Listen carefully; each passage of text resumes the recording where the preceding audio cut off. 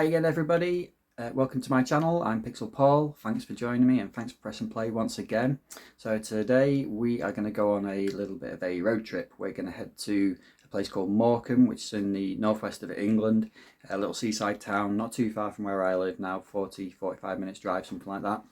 We're going to hopefully have a nice little day there, get some fish and chips, get some ice cream, and the weather's not looking too bad actually today, but I don't think we'll be going onto the beach or anything like that, but we'll have a nice look around. But what I do plan to do while I'm there is have a look in what I think is one of the, or certainly one of my favourite video game shops, Lee's Games. Excellent video game shop. Been there a few times and just can't wait to go and have another look around today. So if you want to join me, keep watching.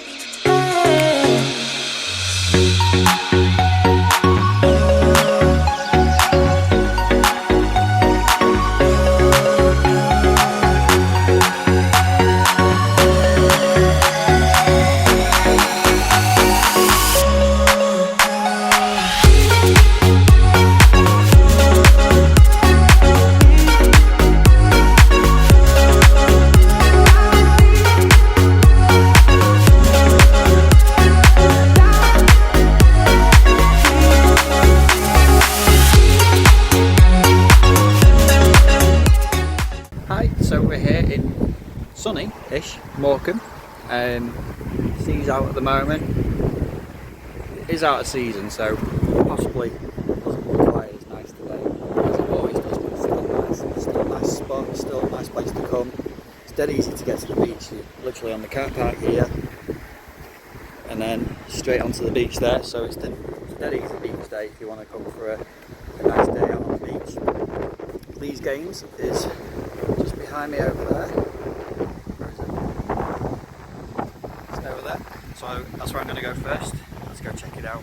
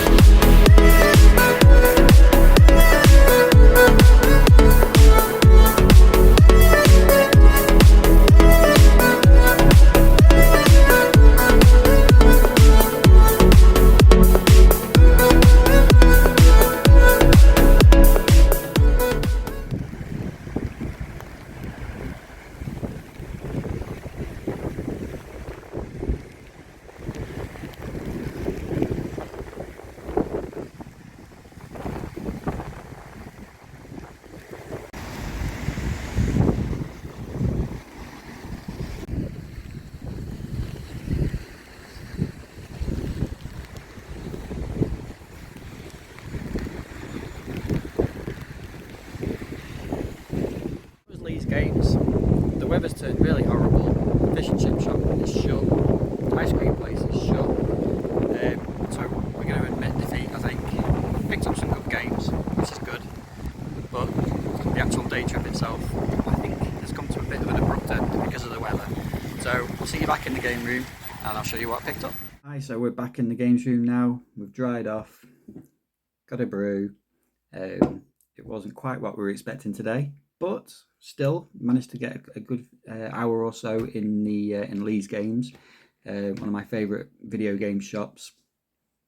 The actual sort of day trip itself didn't quite pan out as we'd planned. We knew the weather wasn't going to be great, but it sort of had a promising start in the morning, but it didn't turn out quite like that. But well, we still had a quick wander around, but ended up getting absolutely drowned. So we decided to call it quits in the end. Come home and I thought, well, I'll round off the video and show you what I actually picked up from Lee's Games. So yeah, as you'll see from the footage, it's such a great shop. You know, there's so many games in there, so much stock. Some really sort of rare games are in there. Some excellent selection of retro games, Mega Drive games especially. I think there's such a huge selection of Mega Drive games, and I think the thing I love about this retro game shop is the fact that everything is out on the shelves. I know there's a couple of cabinets with sort of Super Nintendo games and some of the other rarer stuff, but in general most of the stock is out on the shelves.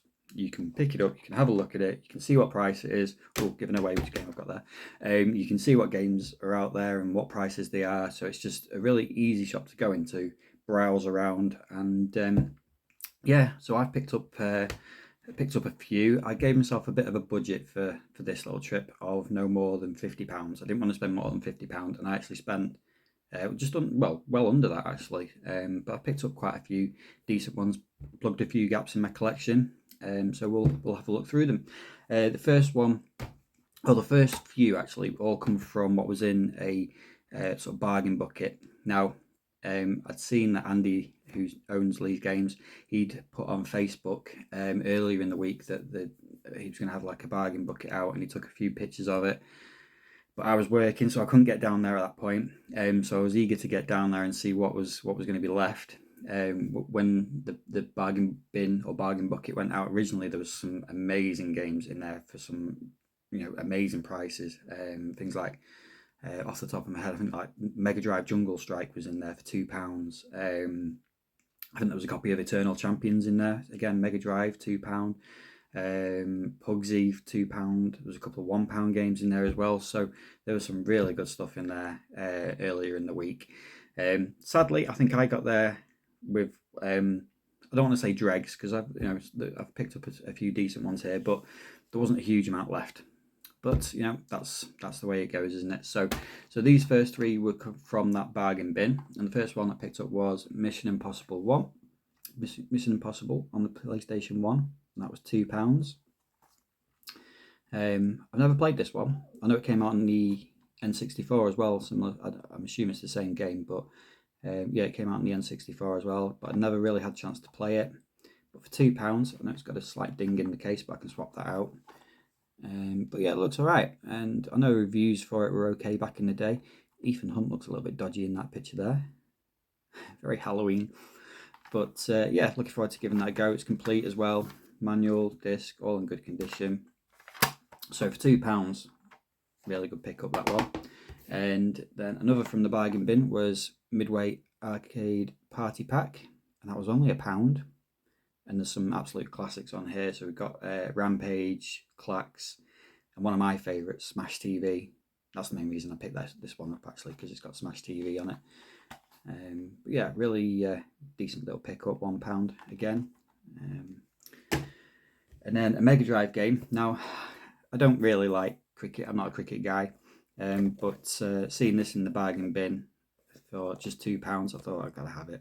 It's Brian Lara's Cricket 1996. But again, really good condition. No manual in that one, but I survived without that. Cartridge is in good condition. But I think anytime you can pick a Mega Drive game up for less than £10 is it's got to be done. So yeah, Brian Lara Cricket. I might give that a go at some point. I might do. I have a feeling I might have even played it before actually, but no, I'll let you know. So yeah, Brian Lara Cricket. And then these were games that were sort of more on the shelves, one or two that I was kind of, or have been looking for. I always seem to do quite well with PlayStation 1 games and these games as well. Just because I think it has so many in there that it's hard not to find something that you want. So the first one is one that I've been after for a month or two, mainly because I did like a James Bond shelfie post on Instagram. And when I was putting it together, I realised that I'd not got this game. I thought I had it actually, but no, I'd not got it. So so I've been on the hunt for it for a while, and it is 007 Tomorrow Never Dies on the PlayStation 1. £5 for that. But again, nice and complete disc, all in good condition. I think that one's a bit more of a third-person shooter rather than first-person shooter. They tend to flick the Bond games between third and first-person shooters. They never quite know which is going to be the best way to go with some of these games. But yeah, Tomorrow Never Dies. So that's a good one to add to the Bond collection. I think I now only have a couple of Bond games left to get. 007 Legends, which I know isn't that brilliant. And I think that might almost be it. I know there's a Game Boy version of James Bond. And I know there was a Super Nintendo game of James Bond Jr., but I don't think I'll be counting that. So if I can get a hold of 007 Legends, that would be nearly sort of like a James Bond games collection, almost complete, really. Anyway, moving on. So another one that I've been after for a while, and again, this one is one that has been in CEX for a while. I've seen a few copies of it, not locally, sadly, but it's been sort of quite pricey, and it's one that's been fluctuating in price. So at one point, I think it was about £10, and then not so long ago, I'm sure it bounced up to about £18, which is unusual, really, to go that much. I'm not sure how much it's going for at the moment, but there's certainly no sort of copies of it local to me. And as you know, I'm not a huge fan of buying online from CEX, so I'd always rather sort of try and find these out in the wild or in CEX myself. So to find this one today in these games was a bit of a bonus, and it is SOS The Final Escape on the PlayStation 2, and that was £9. So that's as cheap as I've ever seen it, really. I think that's a really good buy at that price. Very unusual game. I did have this in my original collection. I did play through it. It's a bit of a sort of disaster survival game, so it's quite different in a way. It's quite a different game. I think that's what drew me to it, is the fact that it's not sort of shooting or space exploration or anything like that. It's kind of surviving an earthquake in a sort of made up city. So yeah, it's quite unusual, quite good. It's not perfect. The controls can be a little bit clunky. The camera can be a little bit awkward sometimes. Yeah, I suppose the graphics probably look a little bit dated as well now. They weren't the greatest graphics back in the day either, but I'll give that another go. See how well it's aged. If it's see if it's aged badly, or but I'm hoping not. I've got quite a bit of nostalgia for that game because I think it's a decent game. So yeah, SOS The Final Escape, PlayStation 2. Next up is I've not played this one either before, but I've always, when I've seen it around online and in stores before, the cover always looks really cool. So it's Sega Soccer Slam on the Xbox, and that was £6. A bit of an arcade, cartoony kind of football game. Sega, obviously, but it's always looked quite good, and I've always fancied giving it a go. So it's £6. I thought that's not a bad pickup. Again, so complete, good condition, manuals in there. So yeah, happy with that. And another one, and this again is one I've sort of been looking for recently to sort of round off a collection that I've been sort of going through. I've been trying to pick up the Dead or Alive games, and I've picked up most of the actual sort of one-on-one beat 'em up Dead or Alive games, but there are, of course, the sort of spin-off Dead or Alive games, and this is one of them. So it is Dead or Alive Extreme Volleyball, well, Extreme Beach Volleyball, sorry. I think I may have played, I don't think I played this one. I think I've played the Xbox 360 Extreme Volleyball 2. I think I've played that in the past. But yeah, it's one to go into the collection. £6, not bad again. All complete, nice condition. There was even some strange. I did read it a little bit, but it didn't make a lot of sense. But somebody's printed off like all the. They're not cheat codes or anything like that. It's more like someone's printed off a guide or something like that with all the kind of hobbies and likes and things that some of the female characters in the game like or something. So I suppose it's to help you get through the game. I don't remember it being sort of like that. I just remember the beach volleyball bit of it, but interesting anyway. So yeah, Extreme Beach Volleyball. So I think I've just got the sequel to this one to pick up, and I think there is a PSP version as well, Dead or Alive, I want to say Paradise or something like that. And that's quite pricey though. I'm sure it's about £15 to £16 on the PSP. You know, once you get into the groove of trying to complete a sort of collection, you have to kind of do it in the end, don't you? So yeah. And then the last one. Now this one I was kind of umming and ahhing over which one to get. So there were two games that I wanted to get that were still sort of keeping me within my budget for the day.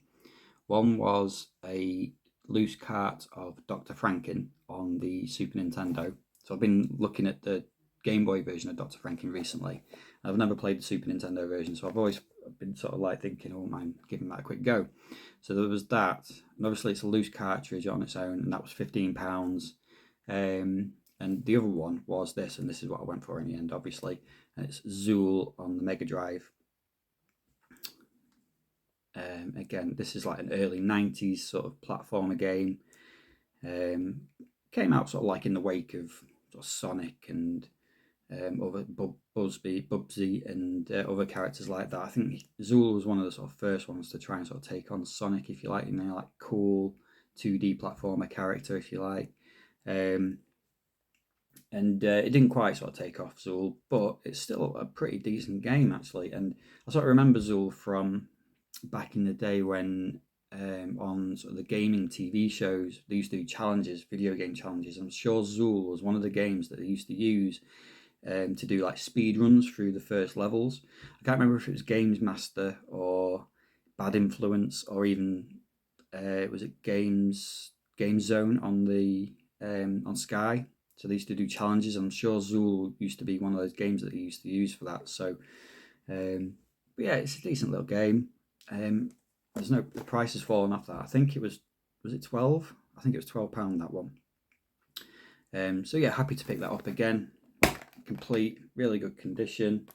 The Mega Drive cartridge is one of those with the weird little yellow sort of tab on the side that you got with EA games.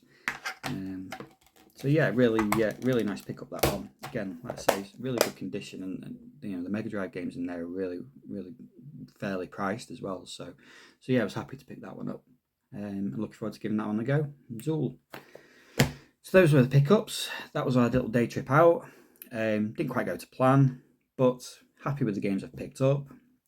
So yeah, if you've liked this video and you want to see me sort of do more kind of out and about videos like that, I didn't want to show too much footage of sort of like the actual town itself. This is a game blog, obviously, not a travel one. But if you'd like to see sort of more footage of me on like these day trips and you know game hunting, that sort of thing, then let me know in the comments and hit the like button, and I'll know that you guys have liked it, and I'll try and do some more. Hopefully I'll try and pick days when the weather is a little bit better though. So yeah, if you've enjoyed this video, if you're not already subscribing, if you could drop me a subscribe, that'd be brilliant. My subscriptions have been sort of steadily rising and rising, but I'd love to sort of like maybe get to over the 200 mark in the next few weeks. That would be great. I think that would be a decent start for the channel as well. So yeah, all that's left to say is thank you once again for joining me. I hope you enjoyed that video, and I will see you for the next one. Thanks everyone.